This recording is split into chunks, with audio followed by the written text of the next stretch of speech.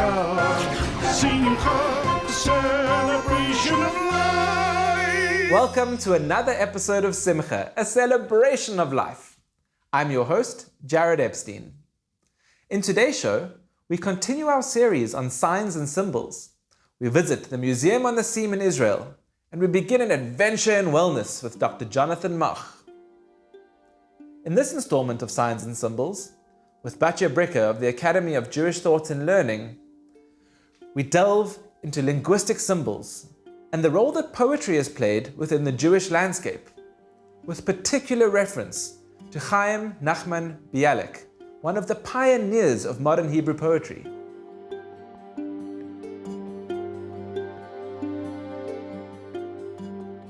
One of the most influential characters of cultural Zionism was Bialik, Chaim Bialik. He is Israel's first national poet.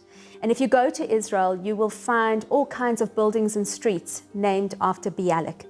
He was so important that he spawned a whole generation of poets after him, which they call the Bialik generation. So Bialik was the man who entrenched Hebrew, even though he wrote in Yiddish as well, because he came from Eastern Europe, so he would have. But he got completely behind using Hebrew as a means of expression. And if you look at Bialik's poetry and his personal development in his poems, you will see this development of a new Jew, of a new nation. So Bialik was educated in Eastern Europe. He had a deeply religious background, but he was orphaned at 7. And so he goes to his grandfather, who raises him in a very traditional Jewish world. He becomes a Talmud of the Volozhin yeshiva. So Volozhin was a very famous yeshiva, place of learning in Poland, one of the most important.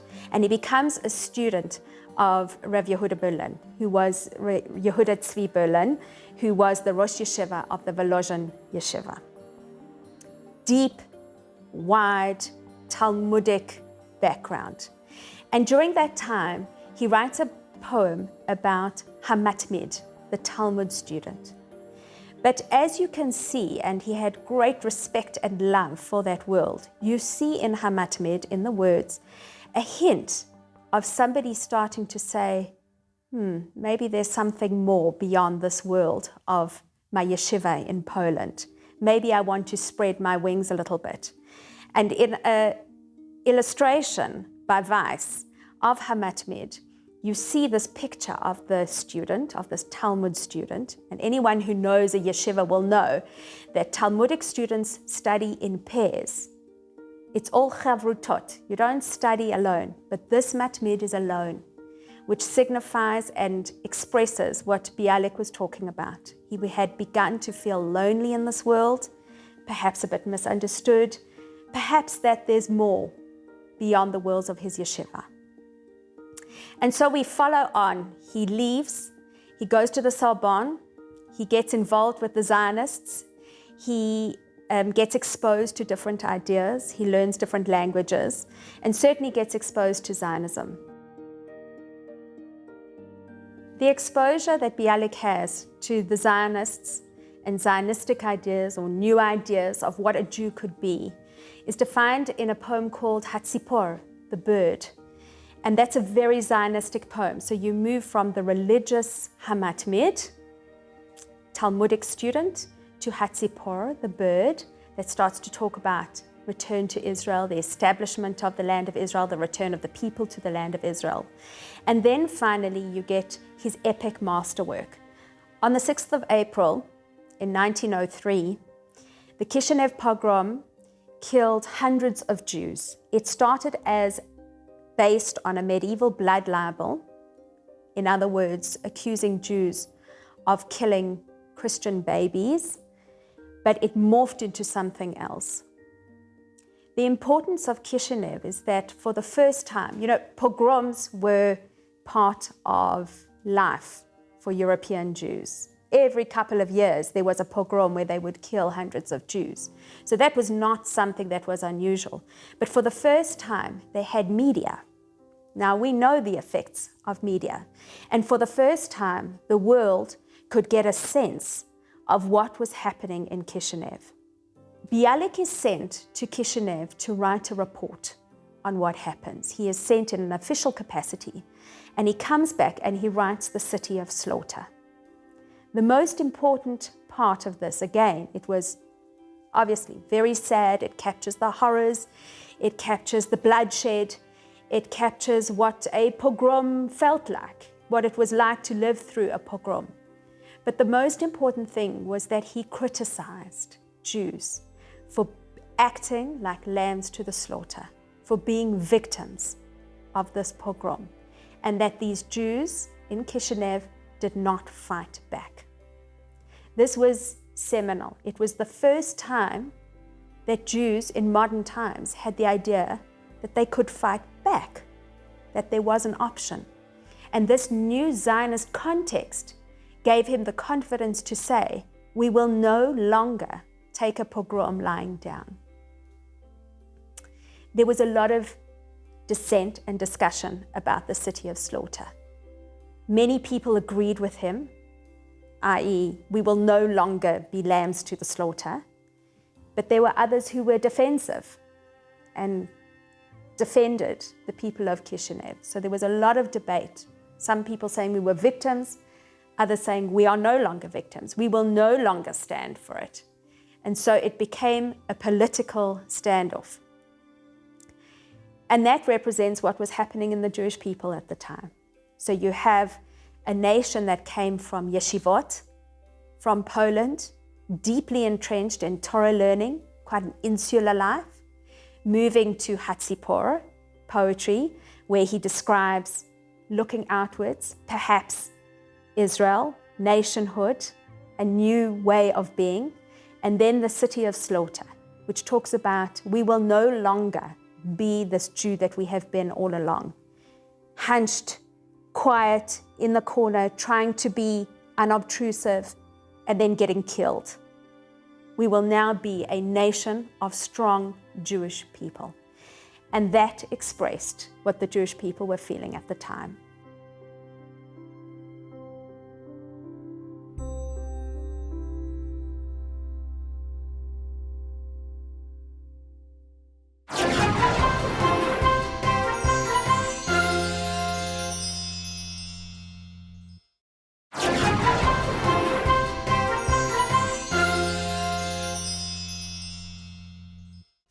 Faith seeks to strictly preserve the boundaries and laws of the Jewish tradition, while contemporary art serves as a mirror depicting our times of constant change. Museum on the Seam's latest exhibition is called Thou Shalt Not and seeks to serve as a bridge between faith and contemporary art, while helping us understand this renewed discourse through the messages that the artists convey. The idea of Museum on the Seam is that it presents temporary exhibitions that are always related to some kind of a social borderline in a way. And this is because of the history of the building that used to serve as a military outpost between 48 and 67, and then as an actual border between Israel and Jordan and the two divided parts of Jerusalem. And so this is why we deal with different kinds of borders, mostly social borders, if I can say that. We had exhibitions that were a bit more political, and we had some that were not political at all. In contemporary art, I guess, it's much more important to combine art and text, and maybe even to have someone explain to you, because sometimes it can be kind of hard to understand, because the artwork can be very not literal, maybe. And people always read the label next to the artwork, and they have guided tours here. But I think that it's even more important to look at the artwork before you read the explanation and what the artist intended to create. The current exhibition, Thou Shall Not, was inspired by the museum's proximity to Mea Shearim, which is the most Orthodox neighborhood in Jerusalem, and one of the most Orthodox neighborhoods in the world. And so we combined 30 artists from different kinds of beliefs and faiths inside of Judaism. So they can be either secular or religious, Orthodox, conservative, and so on. We even have 2 artists coming from that neighborhood, from that community, that present anonymously. And the message of the exhibition is maybe that while each artist is trying to express his own personal faith through the art they're making, they are all dealing with some kind of a dilemma that the restriction of the second commandment presents, which is thou shalt not make any engraved images. So they have that dilemma to deal with between their wish to express themselves freely and that restriction. And obviously this is a restriction that is very similar to other restrictions in Christianity and Islam, but the uniqueness, I guess, of the restriction, the Jewish restriction, is that it says that there is no art for the sake of art. There is only a Jewish ceremonial art with a purpose. And so maybe you can see art inside of synagogues or inside of the Haggadah booklet, of Passover booklet. And if we take it to today, then you can see in very religious homes portraits of rabbis maybe, but we don't really see just a beautiful scenery or a piece. And we definitely don't have a certain iconography regarding to the creation of the world.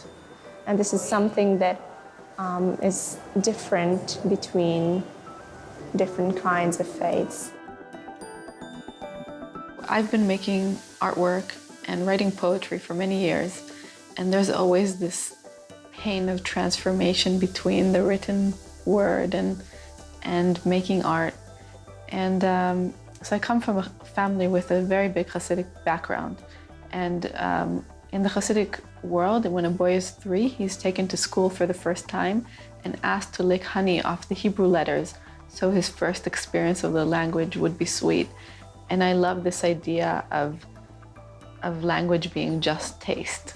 So in 2005, I started doing the series of works where every year I do one video that refers to this ceremony, as if to restart language within me and to go back to this point where language just began. You know how when we learn how to write and we write the letter A over and over again and the letter B in a notebook.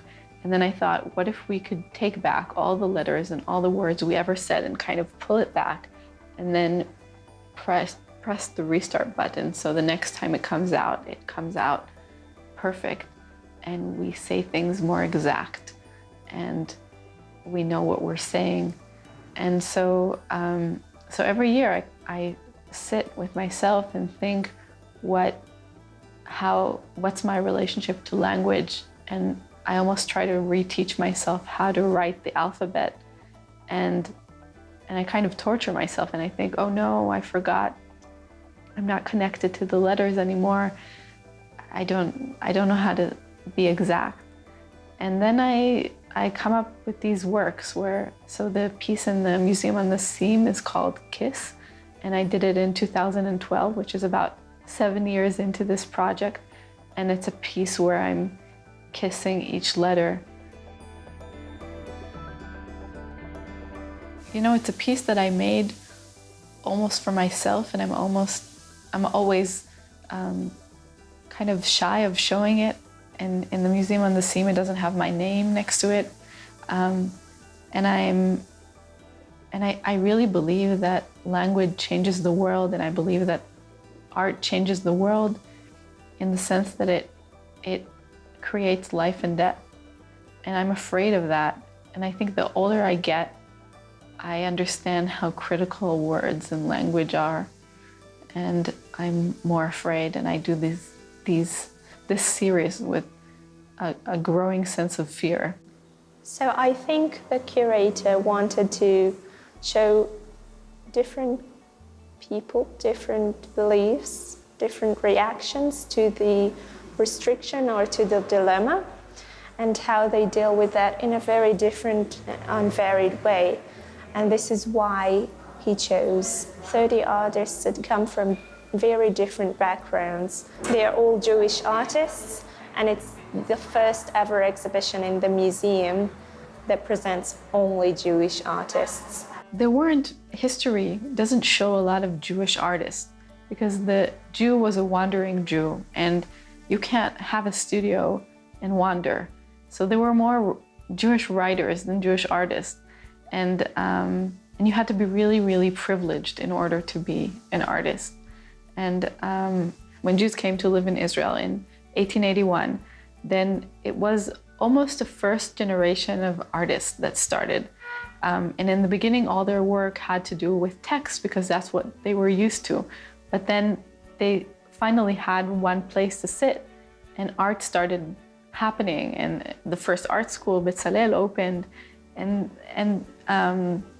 But I think that art that's done in Israel by Israeli artists still always has this connection to text and to ritual and to the Bible.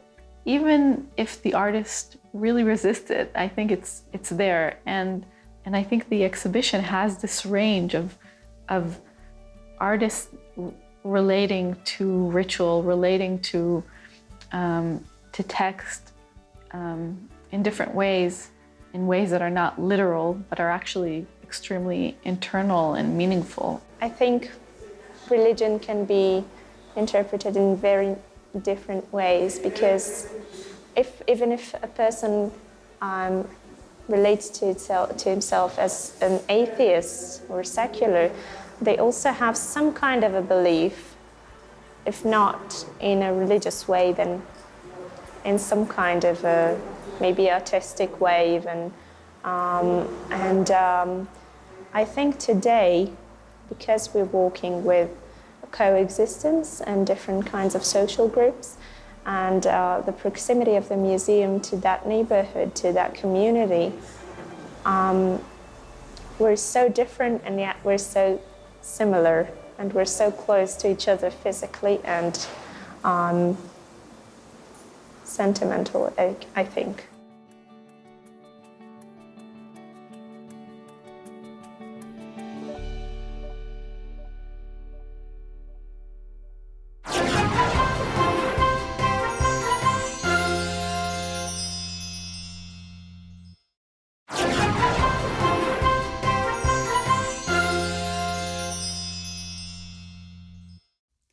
Today, we start a brand new mini-series with psychiatrist Dr. Jonathan Mach.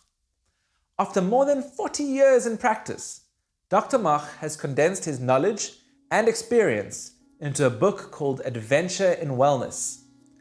He believes that through the exploration of lifestyle factors, we can make our brains healthier, more resilient, and therefore exponentially improve our decision-making skills, thus creating a better life for all.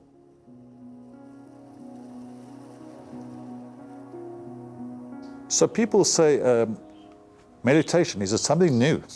Does someone just like wake up one morning? And of course, mindfulness meditation comes out of Buddhism. However, that's 2,500 years ago. 4,000 or more years ago, we had Abraham, Isaac, and Jacob. And they used to meditate, especially Isaac. Isaac, who, behind the afternoon prayer, used to go out into the fields and meditate. Prayer is a form of meditation. Jewish people have been praying for thousands of years. It's just another way. If you focus on what you are praying about, then you are meditating. So it's not something really new. It's not a fad. Meditation has a deep, deep religious aspect to it. And it is wonderful when you practice mindfulness meditation through, for example, watching your breath, how more empowered and focused your prayer becomes. If we look at nutrition and exercise and sleep, which I think is the triangle of brain health, we look at Maimonides, the Rambam, who lived 1,000 years ago. He was a physician. besides being a rabbi and one of the greatest writers of all time. And I was looking at his chapter 4 on his book on health, and there are highlighted 3 things. One is views on nutrition, mainly fruit and vegetables. 2, sleep. He actually says 1/3 of your 24-hour day, night should be sleep. That's very close to the 7 to 8 hours recommended now. And many people are sleep deprived. They're not getting their 6 or 7 or 7.5 hours. And very interesting, he says before you eat, you must exercise. You must get your body warm before you eat, which I think is quite fascinating, because that is what people are saying now. And all the science is backing that up, is that you must eat mainly fruit and vegetables, and also to get your sleep. So the Rambam, 1,000 years ago, was saying what now the scientists are proving. So we don't really have to really say this is a fad, this is just a passing thing. Prayer, meditation has been around for thousands of years. Good nutrition, good sleep, exercise, at least 1,000 years. That is, so the Jewish view on this is clear, that we must look after our bodies. However, I would like to say that the way the Jews have survived is not because of sleep and because of food, one might think they do, or because of exercise, but rather they've been able to use their brains to the best of their ability to find solutions to problems. Because that ultimately what it's all about. It's not how much you exercise and sleep and eat. Those are just really energy. Is what you do now with your brain. When your brain is tired or hasn't been fed the right foods. In fact, very interesting research that children and adolescents who live in poverty, actually their IQ is around about 12 to 14 points lower than similar kids who are eating and exercising. When these kids who are malnourished actually eat the right foods and fats, carbohydrates, protein, their IQ comes up by 12 to 14 points. That is an absolutely incredible finding. So the Jewish way of life has always emphasized community, friendships, looking after the poor, the widow, the orphan, the destitute. And when you can start to give and contribute and volunteer, it seems that that's very good for your brain. Because people who belong to faith-based organizations and volunteer their time, not only their money, but their skills, live longer and better. Well, that's all we have for this week's episode of Simcha, a celebration of life. As always, we'd love to hear from you, so please go on and send us a Facebook message at Spirit Sister Productions. From me, Jared Epstein, and the entire Simcha team, we wish you a week of pursuing your brain's health.